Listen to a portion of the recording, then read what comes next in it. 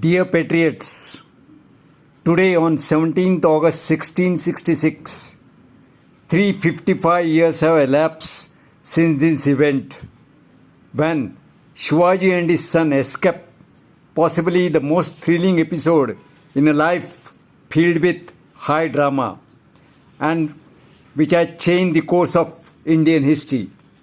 Shivaji's miraculous escape from Aurangzeb's court will leave you spellbound. Let's listen to this thrilling story. Fulat Khan, a Subedar of Aurangzeb, he is saying it to Shivaji Raje. O Raje, this servant of the emperor is known as Fulat Khan. But I am sorry to tell you that I, along with my 5,000 soldiers, have been detailed to keep a watch on you from today onwards. On hearing this, Raje was benumbed. Young Sambhaji was playing around. He rushed to him and said, Abba Sahib, why have these soldiers come? On hearing the words of the little boy Sambhaji, Shivaji Raje was enervated.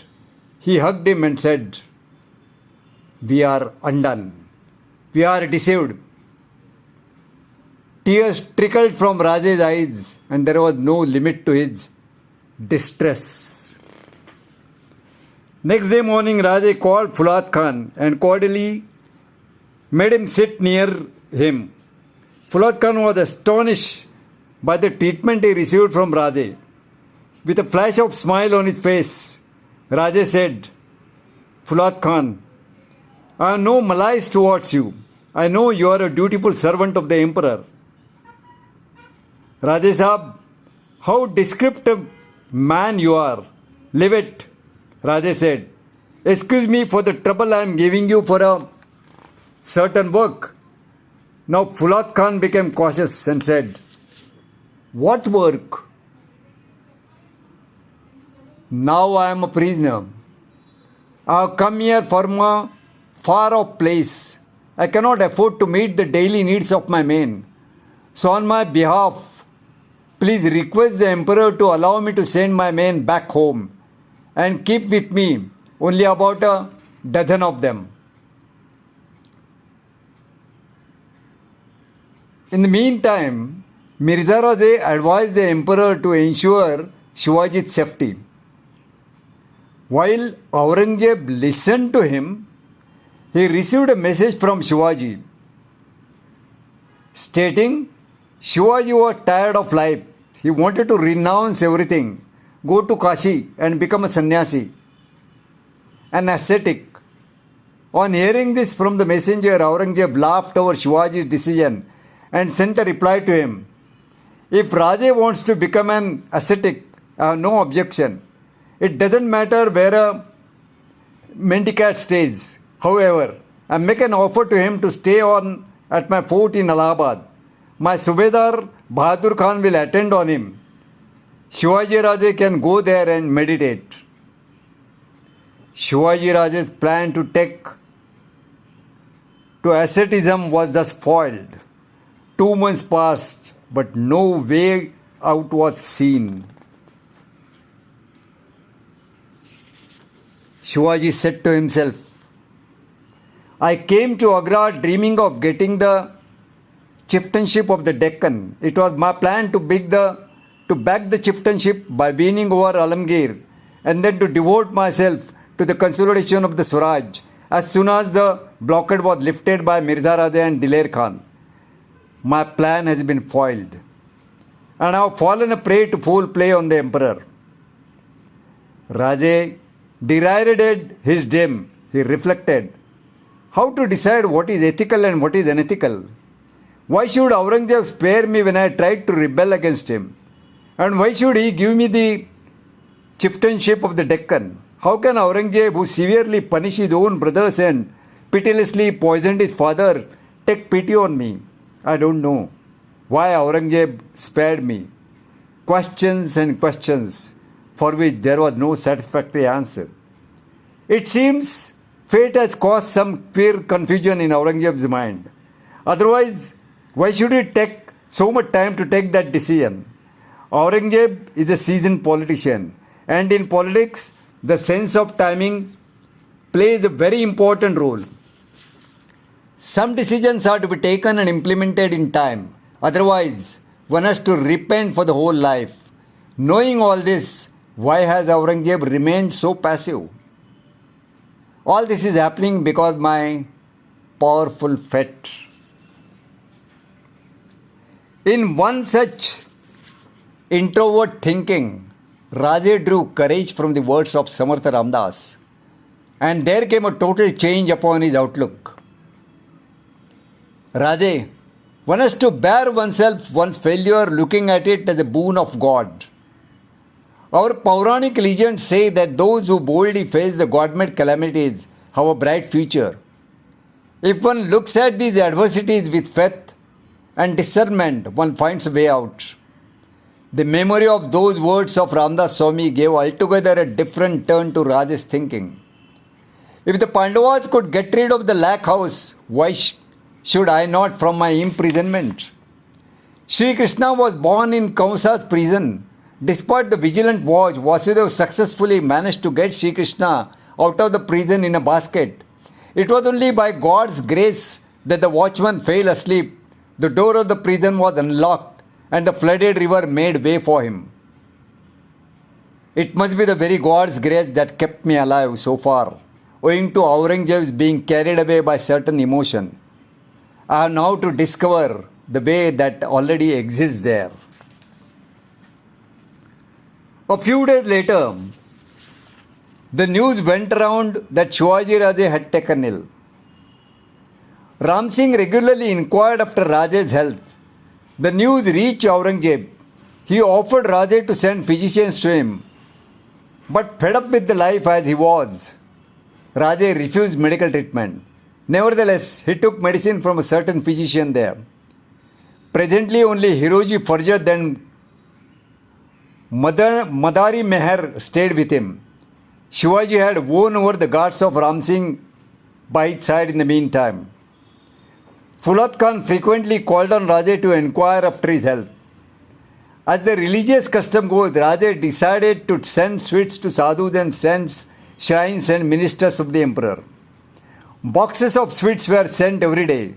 Outside Raje's tent, there were guards like Tej Singh, Arjunji, Sukh Singh and Nathawat also. And close to the tent, there were Ram Singh's men like Ram Kishan Brahman, Jiva Joshi, Shri Kishan Upadhyay and Balram Purohit, whom Raja had won over to his side. Besides this, he had also befriended Fulat Khan's men who called on him by giving them sometimes money. Fulat Khan, however, was completely in the dark about this. Aurangzeb was no more worried about Shivaji. Shasta Khan's Begum and several spies spread all sorts of rumors about Shivaji for no reason whatsoever. Shivaji is a Satan. Shasta Khan saw him come having broken open wall. He can jump to a 14-arm long distance. He can make himself invisible and so on and so on.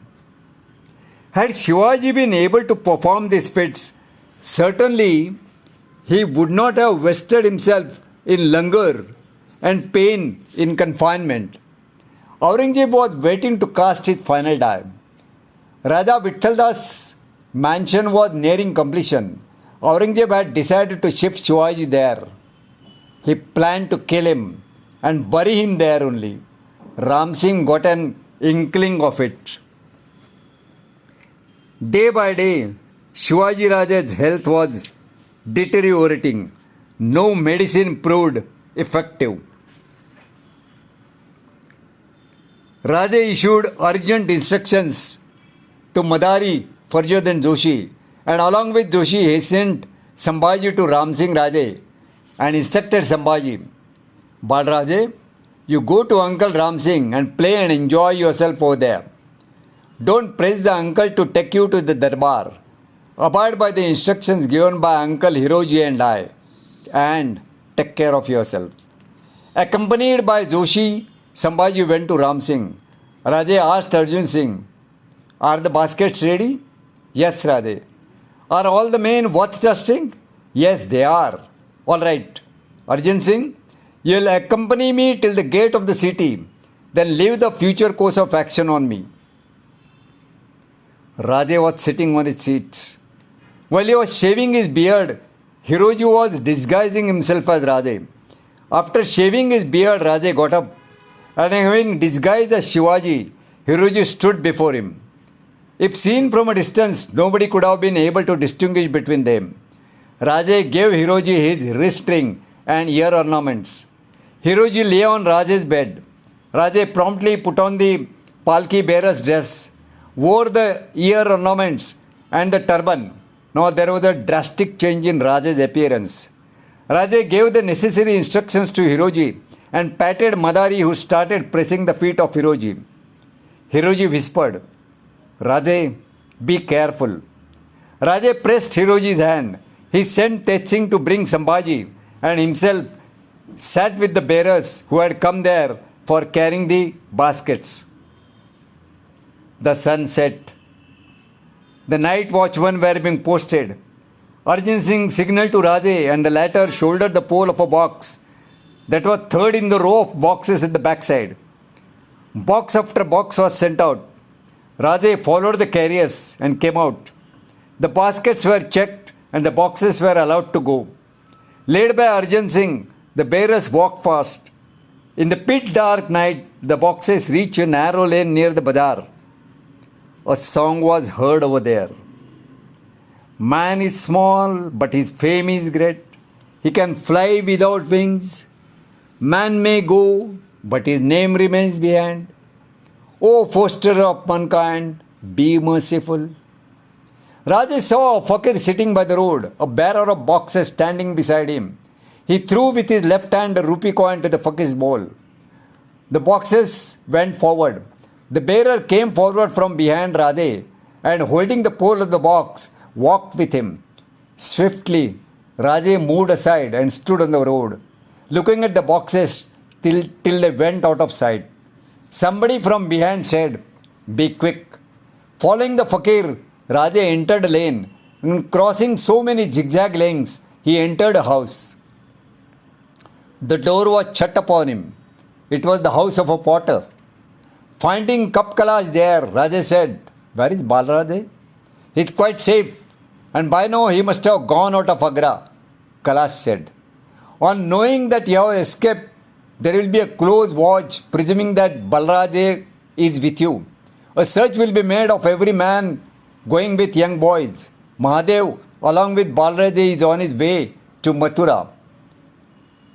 What if anybody identifies them?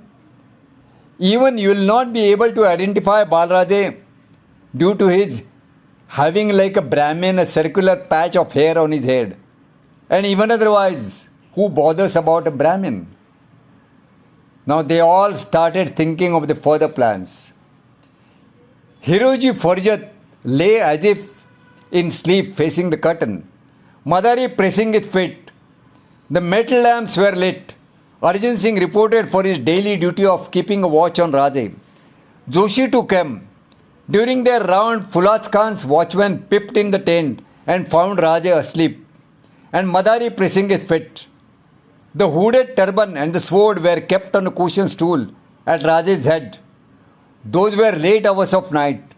Raje had refused to take his food and was groaning. While pressing his feet, Madari said, "Hiroji, why didn't you tell me to stop pressing? You know there is a pain in my hands."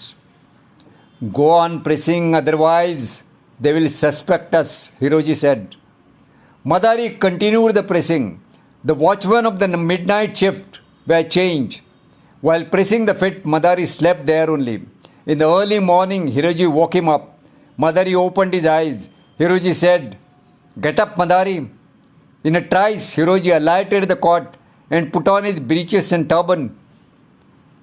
He put a bolster on the cot and loosely covered it with a shawl to create an impression that Raje was asleep. And with their heads hung between their knees, Madari and Hiroji sat beside the bed. The officer on duty at dawn peeped in the tent during the round.